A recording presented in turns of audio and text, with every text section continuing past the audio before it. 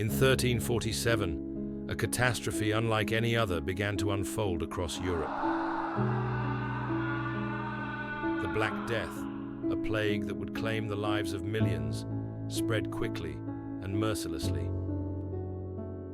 But beyond the devastation of the disease itself, another force was at work: faith, superstition, and the desperate search for answers in the face of overwhelming death. As the body count rose, so did the questions. Why is this happening?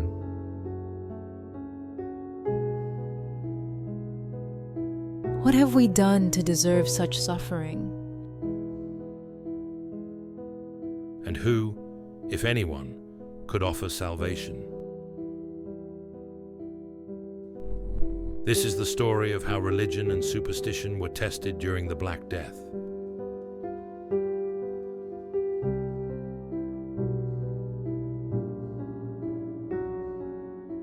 The Black Death originated in Asia in 1346. It was spread to Europe by fleas on rats living on trade ships.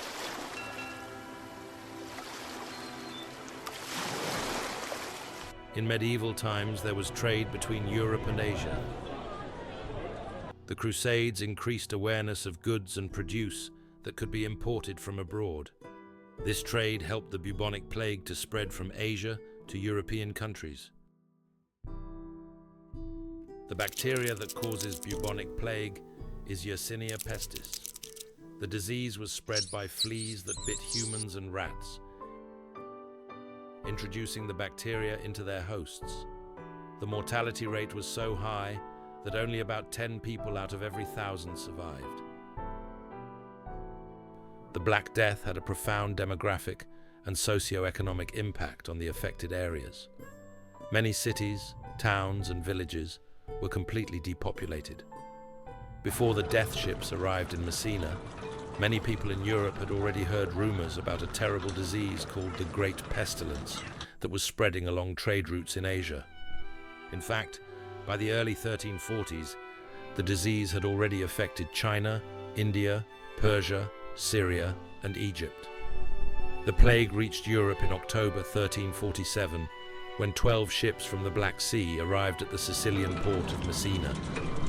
People at the dock were shocked to find that most of the sailors were dead, and those who were still alive were seriously ill, with black boils oozing blood and pus.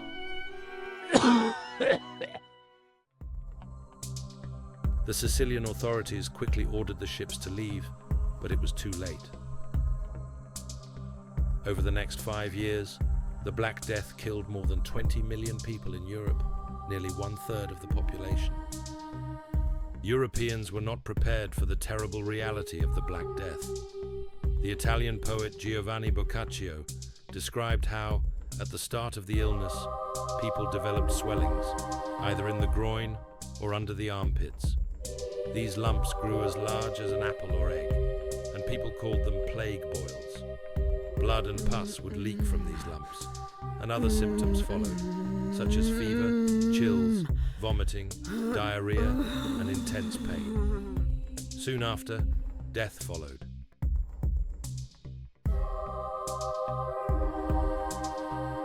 The bubonic plague attacks the lymphatic system, causing swelling in the lymph nodes. If not treated, the infection can spread to the blood or lungs.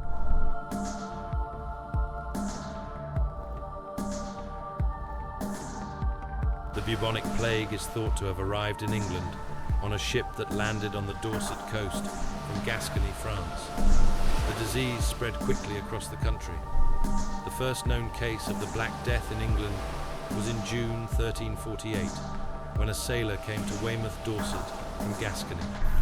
By autumn, the plague had reached London, and by the summer of 1349, it had spread throughout the whole country. Since people didn't understand how the disease worked, many believed the Black Death was a divine punishment from God for sins like greed, blasphemy, heresy, sexual immorality, and selfishness. They thought the only way to stop the plague was to earn God's forgiveness. Some believed this meant getting rid of heretics and troublemakers. As a result, many Jews were killed in 1348 and 1349. Thousands more escaped to the less populated areas of Eastern Europe to avoid violent mobs in the cities. In response to the fear and uncertainty of the Black Death, some people turned against their neighbors, while others focused on worrying about their own souls. Some upper-class men joined processions of flagellants that traveled from town to town and engaged in public displays of penance and punishment. They would beat themselves and one another with heavy leather straps studded with sharp pieces of metal, while the townspeople looked on. For 33.5 days, the flagellants repeated this ritual 3 times a day. Then, they would move on to the next town and begin the process over again. Though the flagellant movement did provide some comfort to people who felt powerless in the face of inexplicable tragedy, it soon began to worry the Pope, whose authority the flagellants had begun to usurp. In the face of this papal resistance, the movement disintegrated. The Black Death hurt the reputation of the Catholic Church and its priests.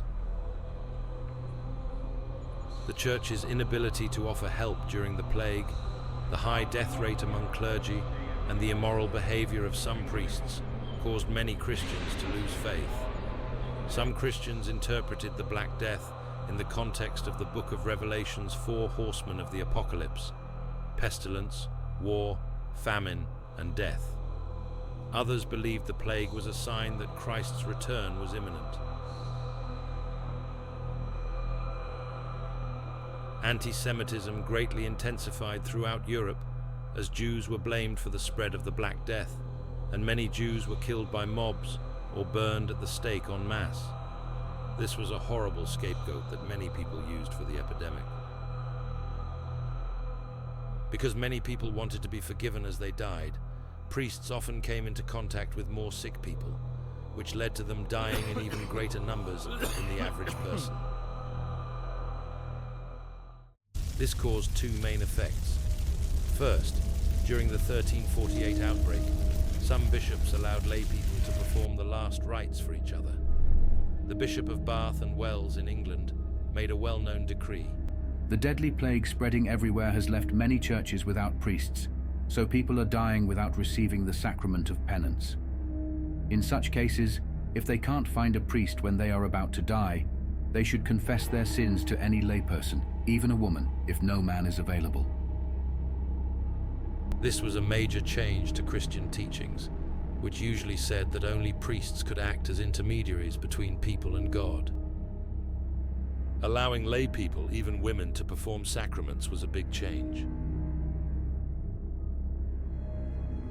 Second, after the outbreak, the shortage of priests led to the creation of new schools to train new priests. Since education at the time directly led to the priesthood. For example, New College at Oxford and Trinity Hall at Cambridge were founded to help replace the priests lost during the plague. Many scholars believe the plague weakened people's faith in God and in the Church, especially because the first outbreak happened during the Avignon papacy crisis, when the Church's authority was already in decline. The failure of prayers or priests to stop the plague likely affected people's beliefs. Some scholars argue that the Black Death played a role in the beginning of the Reformation, though there were many other factors, making it hard to say for certain. One interesting way the plague affected religion was in how funerary symbols changed. Before the plague, tombs usually showed people as vibrant and healthy, often depicted with their weapons, armor, and sometimes noble animals like dogs or lions to symbolize their character. After the plague, however, tomb effigies became much more gruesome.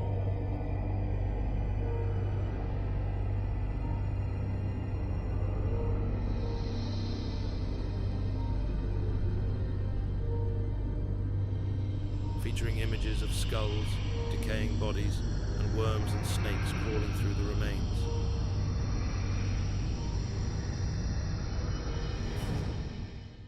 This shift in tomb art was part of a larger trend in art and literature, focusing on the human body, its decay, the weakness of youth, and the constant presence of death.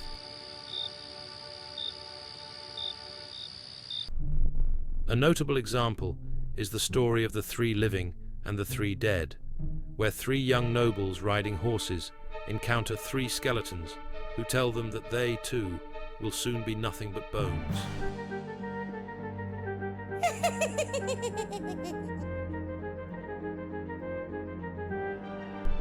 Another example is the Danse Macabre, where skeletons from all social classes, such as a pope, a king, a worker, and a child, are shown together in death.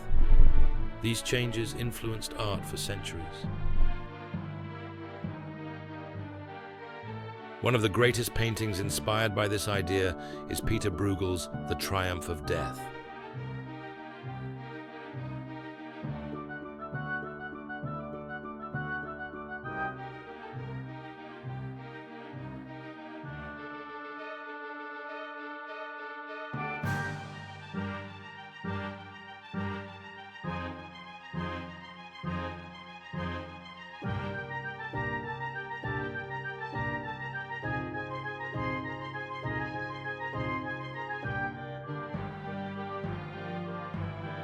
Muslims also gathered in large groups at mosques to pray. But their prayers were for God's help in ending the plague, not for forgiveness of sins. Scholar Michael W. Doles explains that in Islamic theology, there is no belief in original sin or in the idea that people are completely guilty. So, their prayers during the plague were similar to prayers for things like a good harvest, a healthy baby, or success in business. The official view was that the plague was a merciful gift from God, which provided martyrdom for the faithful, whose souls were instantly transported to paradise. Muslims were told not to enter or flee from plague-stricken regions, but should remain in place and pray. Even though the plague killed many, it had beneficial effects on medicine, especially in Europe. Doctors began to question Galenic medicine. They relied more on observation, and they paid more attention to anatomy. Plague doctors, who were hired to care for victims of the plague, became an iconic symbol of this period. They wore distinctive long coats, gloves, boots, and beaked masks, which were filled with aromatic substances, as they believed the miasma, or foul air, was the cause of the disease. While their treatments were often ineffective, their presence led to a more systematic approach to treating infectious diseases. There were also improvements in medical ethics, public health, and hospitals. The demand for physicians and medical care during the plague helped spur the development of hospitals as more organized institutions, and new public health measures were implemented to try to control the spread of disease. The relationship between religion and the Black Death was complex and deeply influential for humanity. Many saw the plague as a punishment from God for humanity's sins, which led to a surge in religious fervor and various forms of penance, most notably the flagellants. The impact of the Black Death also found expression in art, reflecting both fear and a desire to understand the human condition in the face of divine wrath. In terms of science, the plague challenged traditional religious explanations for disease, leading some to seek more empirical and observational approaches to medicine, as physicians and scholars increasingly looked for natural causes. Religious views on the Black Death varied greatly. While some saw it as divine retribution, others questioned their faith or sought alternative explanations, including the rising influence of astrology and early forms of scientific inquiry. In the aftermath, religion remained a powerful force, but the devastation of the plague prompted shifts in both religious practices and intellectual pursuits, opening the door for new ideas in science and philosophy. And that's been The Black Death, Faith, Superstition, and Religion in Crisis. Please like and subscribe for more History Quest videos.